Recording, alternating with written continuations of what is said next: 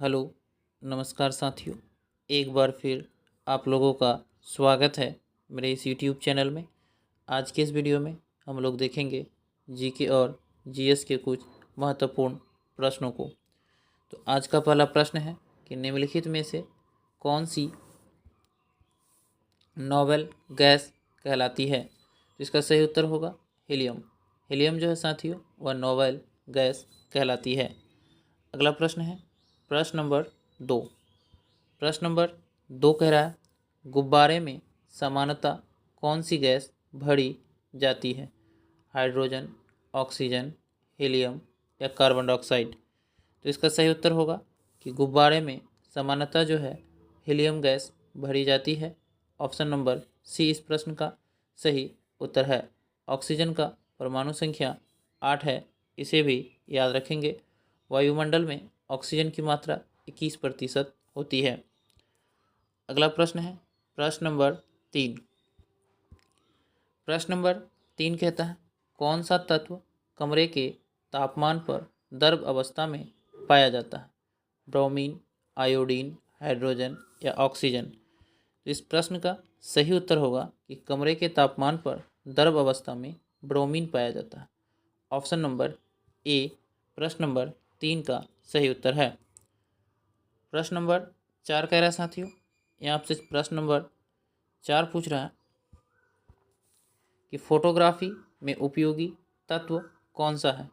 Silver nitrate, silver bromide, sulphuric अम्ल या citric अम्ल। तो इसका सही उत्तर होगा कि फोटोग्राफी में उपयोगी तत्व जो है वह सिल्वर ब्रोमाइड है।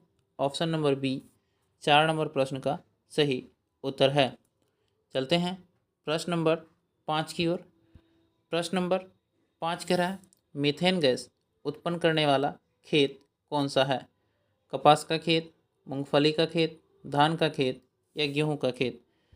तो इस प्रश्न का सही उत्तर है साथियों कि मीथेन गैस उत्पन्न करने वाला खेत जो है वह धान का खेत है।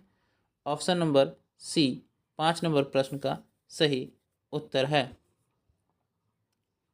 प्रश्न नंबर 6 कह रहा है प्राकृतिक रबर किसका बहुलक है।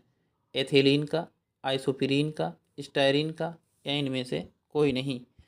तो प्राकृतिक रबर जो है वह आइसोप्रीन का बहुलक है। ऑप्शन नंबर बी 6 नंबर प्रश्न का सही उत्तर है कि प्राकृतिक रबर आइसोप्रीन का बहुलक है। अगला प्रश्न है प्रश्न नंबर 7। प्रश्न नंबर 7 कह रहा है 1857 के विद्रोह के समय भारत का गवर्नर जनरल कौन था। तो इसका सही उत्तर है लॉर्ड कैनिंग। 1857 के क्रांति के समय भारत का गवर्नर जनरल लॉर्ड कैनिंग था और 1857 की क्रांति में सबसे ज़्यादा सैनिक अवध प्रांत के थे। इसे भी आप लोग जरूर याद रखेंगे। प्रश्न नंबर 8 कह रहा है सैंडलर आयोग किससे संबंधित था। पुलिस प्रशासन से, शिक्षा से, सैन्य सुधार से या प्रशासनिक सुधार से। तो सैंडलर आयोग का जो संबंध था वो शिक्षा से था। प्रश्न नंबर 8 का सही उत्तर ऑप्शन नंबर बी शिक्षा होगा। हमारा अगला प्रश्न है प्रश्न नंबर 9। प्रश्न नंबर 9 कह रहा है निम्नलिखित में से किसने वर्नाक्यूलर प्रेस एक्ट लागू किया था। कर्जन ने, लीटन ने, वारेन हेस्टिंग्स ने या रिपन ने। तो इसका सही उत्तर होगा साथियों कि वर्नाकुलर प्रेस एक्ट जो लागू हुआ था वह लीटन के समय में हुआ था। ऑप्शन नंबर बी 9 नंबर प्रश्न का सही उत्तर है। प्रश्न नंबर 10 कह रहा है निम्नलिखित में से कौन सी पत्रिका अबुल कलाम आज़ाद द्वारा प्रकाशित की गई थी। ज़मींदार, अल हिलाल, यंग इंडिया या इनमें से कोई नहीं।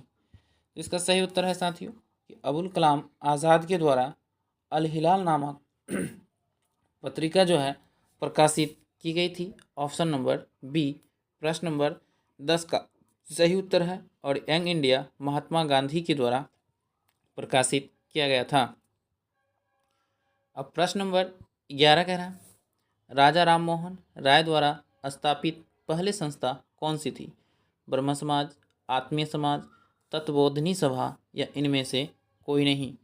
तो इसका सही उत्तर है कि राजा राम मोहन राय के द्वारा सबसे पहले जो स्थापित संस्था थी वो आत्मीय सभा थी। प्रश्न नंबर 11 का सही उत्तर ऑप्शन नंबर बी होगा और ब्रह्म समाज की स्थापना राजा राम मोहन राय ने ही किया था वर्ष 1828 में। इसे भी जरूर ध्यान में रखेंगे। प्रश्न नंबर 12 कह रहा है कि सारनाथ किस राज्य में स्थित है? मध्य प्रदेश, बिहार, उत्तर प्रदेश या झारखंड? तो इसका सही उत्तर है कि सारनाथ जो है वह उत्तर प्रदेश राज्य में स्थित है। ऑप्शन नंबर सी प्रश्न नंबर 12 का सही उत्तर है।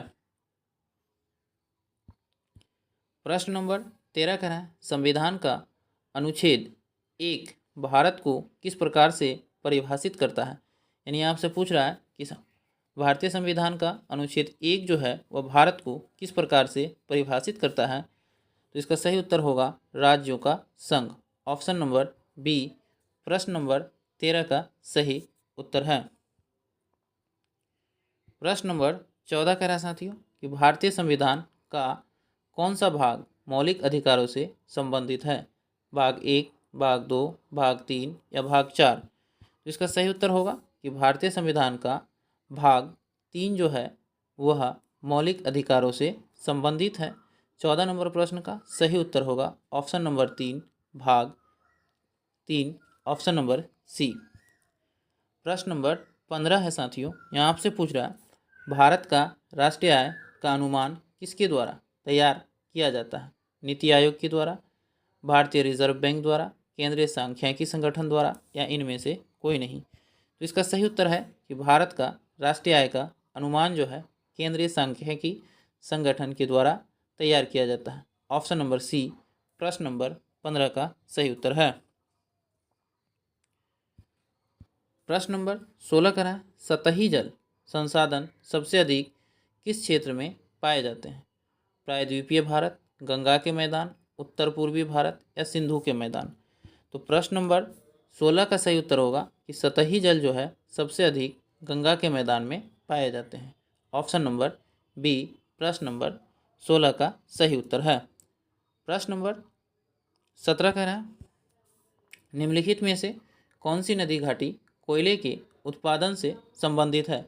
अलकनंदा, चंबल, यमुना या सोन? तो इसका सही उत्तर है कि यहाँ जो साथियों कोयले के उत्पादन से संबंधित नदी घाटी जो है वह सोन है। ऑप्शन नंबर डी 17 नंबर प्रश्न का सही उत्तर है। प्रश्न नंबर 18 कह रहा है कि निम्नलिखित में से कौन सा स्थान अलकनंदा एवं भागीरथी नदी का संगम स्थल है? इसका सही उत्तर होगा देवप्रयाग। अलकनंदा एवं भागीरथी नदी का संगम स्थल देवप्रयाग कहलाता है। ऑप्शन नंबर सी 18 नंबर प्रश्न का सही उत्तर होगा। चलते हैं साथियों प्रश्न नंबर 19 की ओर। प्रश्न नंबर 19 कह रहा है सूक्ष्म वन अनुसंधान संस्थान स्थित है? इसका सही उत्तर होगा जोधपुर में। प्रश्न नंबर 19 का सही उत्तर ऑप्शन नंबर डी जोधपुर होगा। तो धन्यवाद साथियों, फिर मिलते हैं अगले वीडियो में। तब तक के लिए जय हिंद।